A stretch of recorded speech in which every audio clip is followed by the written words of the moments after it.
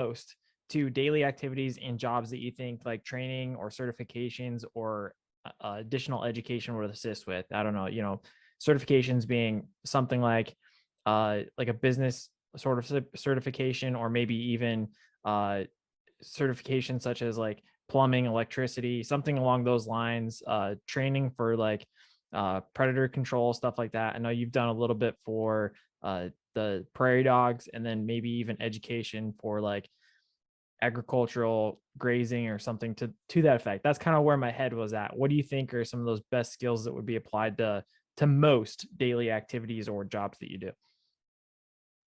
I mean, most things that you do is based on experience, right? I mean, Yeah. there's a lot of redundancy to what we do. It's just the redundancy is not necessarily every day.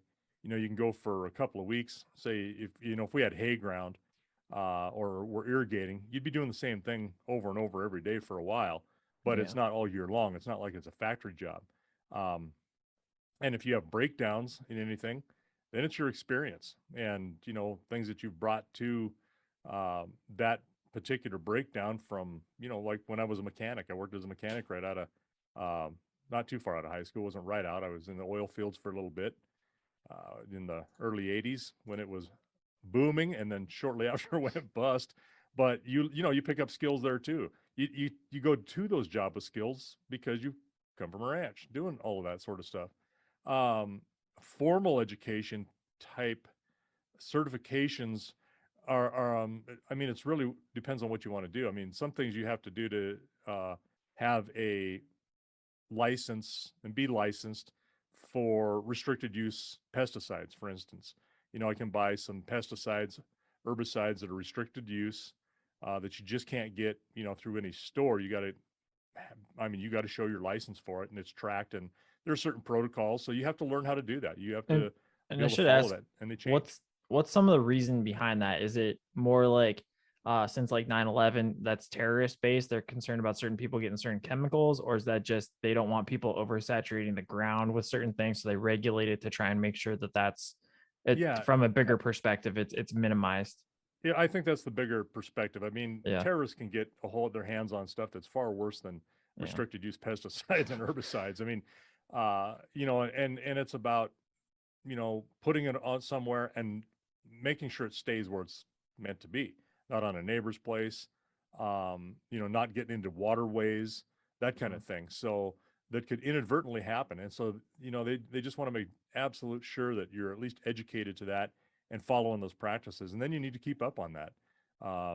Every couple of years, you have to have so many credits, continuing ed credits to do. And you don't have to have every specific thing that comes through on it. You can pick and choose what really best, works for your place. So, all in all, it's not a bad thing. I mean, it's kind of a pain.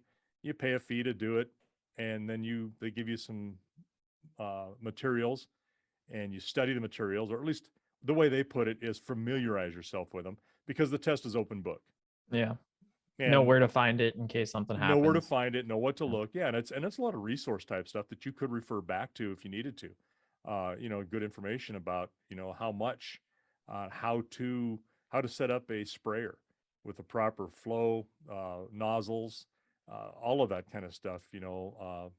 Pints per acre or amount ounces per acre on some of your herbicides. So it's just a good thing to do. The one thing they kind of force you to do in a way is if you intend to hold on to that license, you had better do your recertification because if you let that lapse, the next time you do it, it's a closed book test. Oh. And that would not be necessarily easy. You'd really have to Yeah. study that That's quite an that book. incentive. It is an incentive, and it's not undoable. I mean, it's not like it's a super hard college course by any means, or even that it's going to be that tough. But you could certainly do it, but you don't know what's going to be asked on the test. Right. So you just got to know your stuff instead of just be able to look it up. But I think it's a good thing. There's nothing wrong with being able to use a tool, but use it properly, and so you're not going to do any further harm.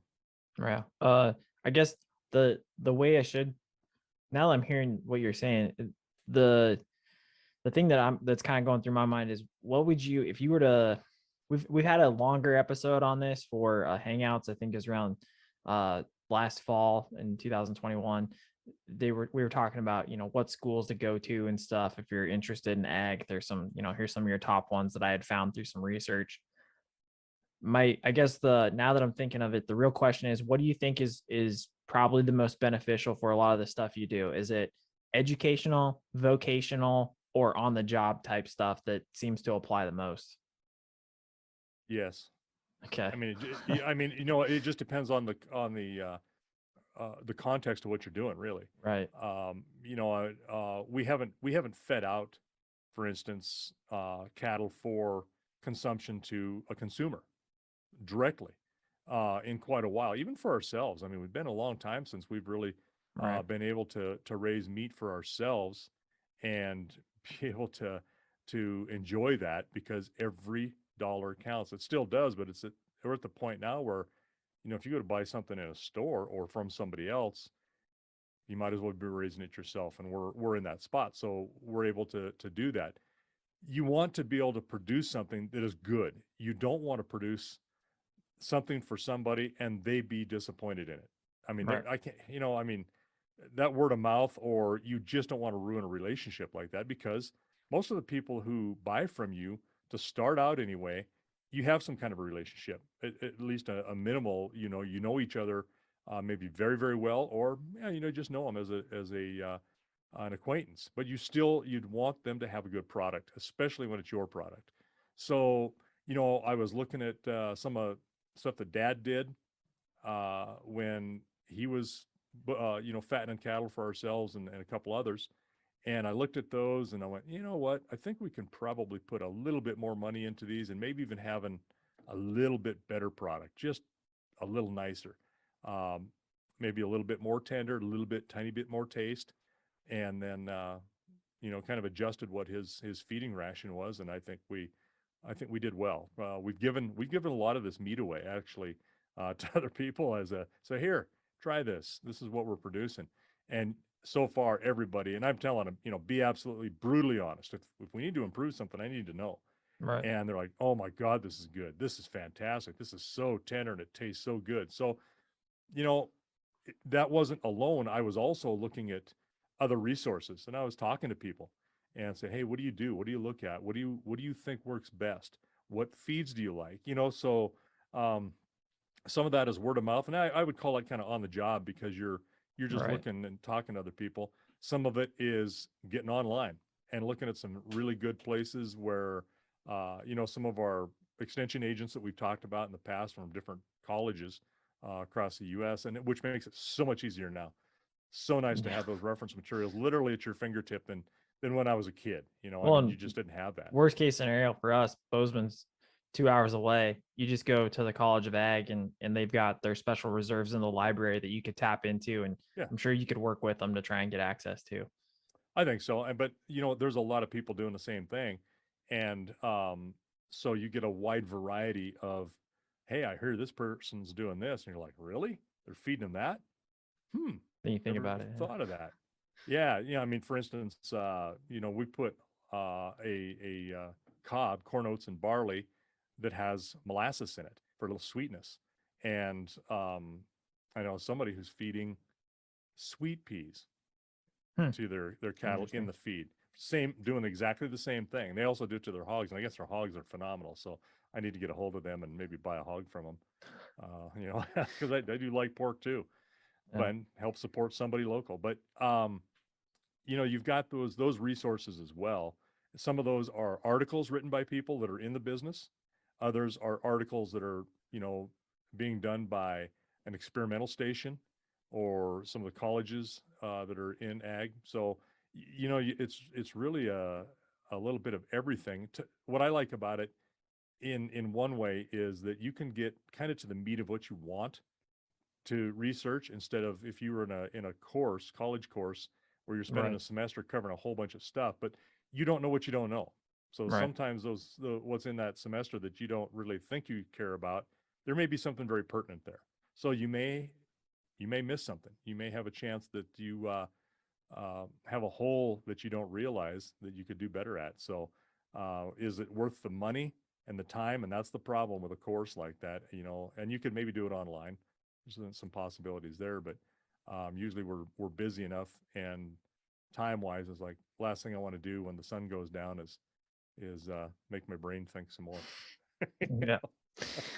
Well, that's dad, and yeah, I guess kind of my take too, because I do the same thing. You know, like that's part of the reason why I went towards an MBA is because I wanted to incorporate it to the out of the in-town job eventually, but then also we talked about, you know, it's beneficial for the family business too, because it helps understand some things and at least see things where, you know, if we were to get big enough, we could potentially use people, and then I can kind of manage that and say, okay, where are we getting these things, this information? So that's educational. I think vocational as well, like it's always the hands-on stuff, and then on the job training, of course, it's just like the daily grind. Daily grind, that's Yeah. right.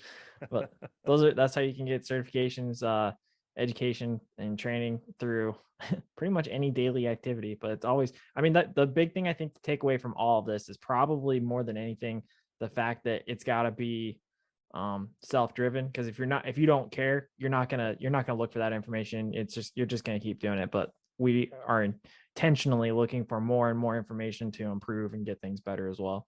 Well, don't let your ego get away with you, Yeah. because nobody knows everything. And the older I Right. get, the more I've realized that you know what, you don't know who you're going to pick up or where you're going to pick up some information. And so just because you think you're right on top of stuff doesn't mean you can't improve. Right. And so have an open mind. Yeah. Well, that's it. Training, certifications, and education that goes with the range.